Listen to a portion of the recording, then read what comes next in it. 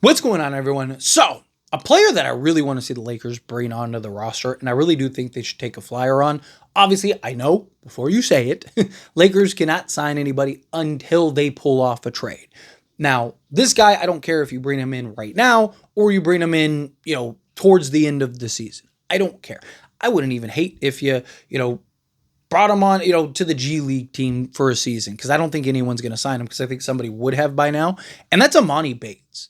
Now, Emoni Bates, the reason he's like no one wants to touch him right now is because of his off-court antics and just, kind of the attitude, right? He was looked at and projected to be, up to the number one pick in his draft at one point. And then injuries, and then him just, the off-court antics, him trying to be, Mr. Tough Guy, and it's destroyed his career. Can't get out of his own way. Right? And the dude, there's no doubting his talent. Talk about a guy that's 6'9", hyper athletic, and is already proven to be a legit 3-and-D wing. Right? Like, he is exactly what most teams need and want. But nobody wants to touch him because he can't get out of his own way. Like, he was doing it. The reason the Cavs ended up cutting him, it came out later, because at the time it was like, why did they cut him? But then it was like, okay, it makes sense because, they're trying to win now. Where does he really fit in? No, it's because he had an incident. He almost a Malice in the Palace type incident in like the G League. He ended up going into like the fan stands or something like that, right? So that's kind of what ended up happening. Cavs were just like, look, it's not worth it, right? Like, let's get off him. He's 21 years old. He'll be 22, right? 22 in January. So like midway through the season, he'll be 22 years old. Talk about a guy that is legit 6'9", athletic, versatile, can shoot the three ball and defend 1 through 5 because he has the size, the length, and the athleticism. Right? Like, he's a guy that if you can bring him in, like that, this is the problem. It's a risk, but that's why you take the risk, right? At some point, Lakers are going to have to take some gambles. At some point, Lakers are going to have to take some risks, right? You can bring him in with the structure, the organization, right? Got guys like LeBron and JJ Redick, who's no nonsense, no nothing, right? You bring him in on a non-guaranteed deal. It's probably his last chance. If the Lakers end up cutting him, he's probably done because teams aren't lining up to sign him now. And there are several teams that could probably use somebody like him or at least take the flyer on somebody like him. And he got cut and waived and nobody, like Jordan Goodwin got cut and 12 hours later, he signs with Phoenix, right? Emoni Bates, who's 21 years old and showed that he can be a legit two-way player, 3-and-D, and has real size, length, and athleticism. Nobody's rushing to the door to go get. Right? And look, there very likely a team might end up signing him at some point. Right? Somebody will take a flyer on him. Right? I mean, you've seen guys like do some pretty horrendous stuff in the league, and teams end up signing him, and they end up continuing to have careers in all sports, right? Like, not at least from my knowledge, I could be wrong. I haven't like looked into Emoni Bates' history of like bad things he's done, but from my understanding, like nothing's been like so heinous. Like, it's why teams were still interested in him and why Cavs like saw him and he got drafted on. Like, he dropped because of it, 'cause people don't want to deal with the attitude, no matter how talented you might be, especially when you're coming as a rookie. But from my understanding, it's been nothing. It's just mostly, again, him trying to be Mr. Cool, Mr. Tough Guy. Like, I'm always for a squabble. Like, no, you're not. You're an NBA player that has the potential to make millions if you just knock it off, right? You're not in the streets. You're not this hood guy. Like, relax, right? Go sit down, do your job, and you'll be set for the rest of your life. Your kids'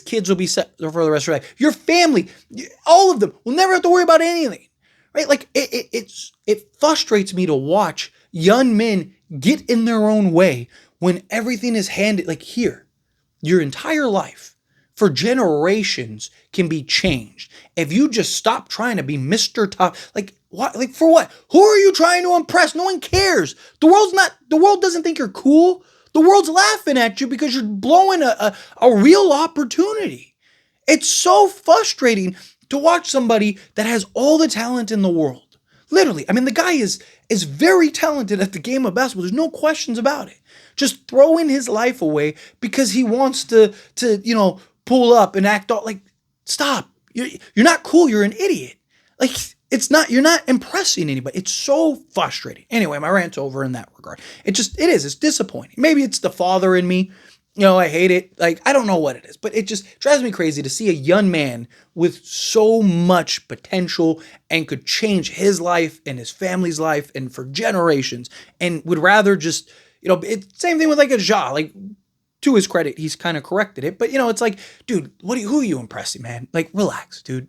Living in Brentwood, like, relax. Like, boy, it is, right?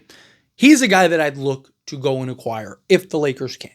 I think the Lakers have the infrastructure. I think they have the veterans. I think they have guys like JJ Redick, who is hard-nosed, no nonsense. Nate McMillan, same thing. I think Nate McMillan's seen all kinds of personality stuff over his NBA and coaching career. So he's a guy that I think they could kind of right him a little bit.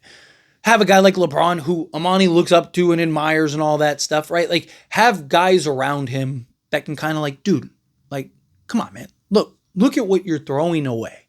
I think that's what I think he needs guidance, right? He needs to go to an organization that has the infrastructure and is willing to kind of guide him and let him come in and be a part, be a piece. Now, to be fair, the Lakers are probably not the best development organization, right? The Lakers aren't really known for like developing guys, but he already has shown the ability to be what the Lakers need. Switchable, versatile defensive piece on top of being able to knock down the three ball with some consistency. Although small sample size, he still has been able to show it. Right? And he's young enough to be a kind of like him and Bronny and all that. Like, he's the same age as Bronny. Like, he's young, he's gifted, he's talented. The guy can do it all, right? Like, and he's the kind of athletic, versatile two-way wing that you want alongside. Imagine having him at the 3, a Dude Thero at the 4, and like a Bronny James at the 2 alongside Luka and DeAndre Ayton. And that athleticism, that defense, the point of attack, all of that.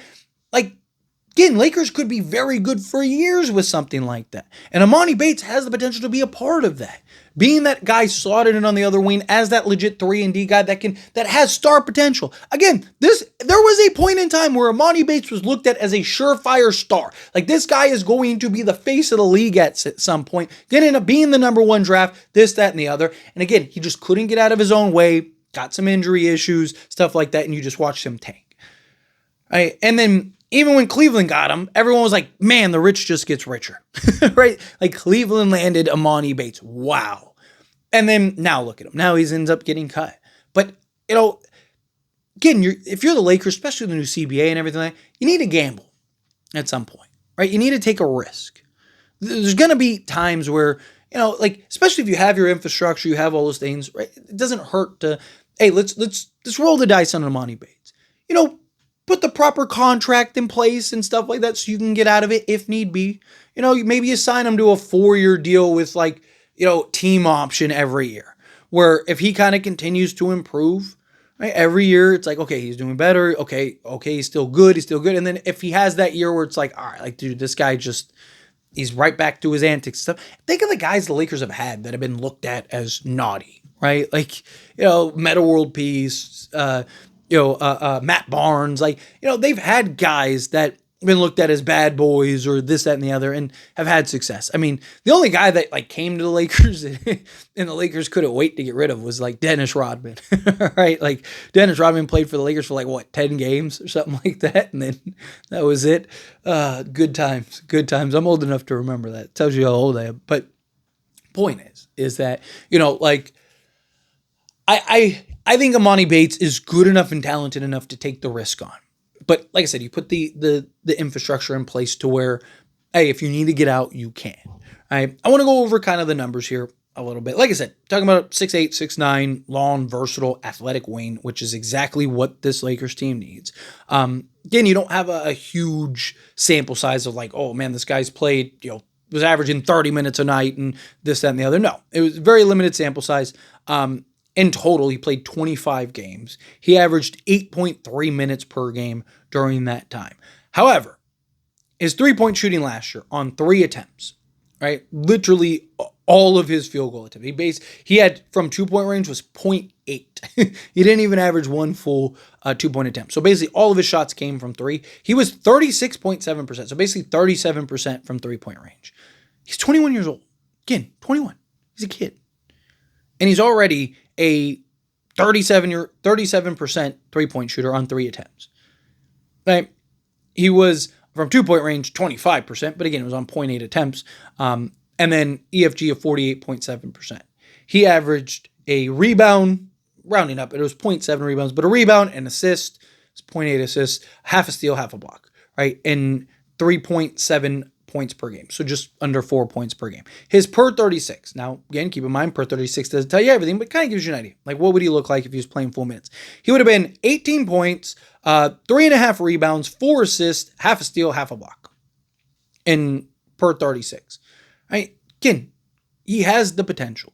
He has the upside. He's a guy that could potentially be a real piece for, a Lakers team for now and the future. I think he's worth kind of rolling the dice on. Is it a little bit of a risk? Sure. But again, no risk, no reward. And like I said, you put the proper parameters in place to where if you need to get off of them, you can. And you explain it. Dude, this might be your last chance. This might be it. Right? This might be it. You do well here, you're going to have a long, successful career. You don't do well here, enjoy McDonald's, right? Whatever, right?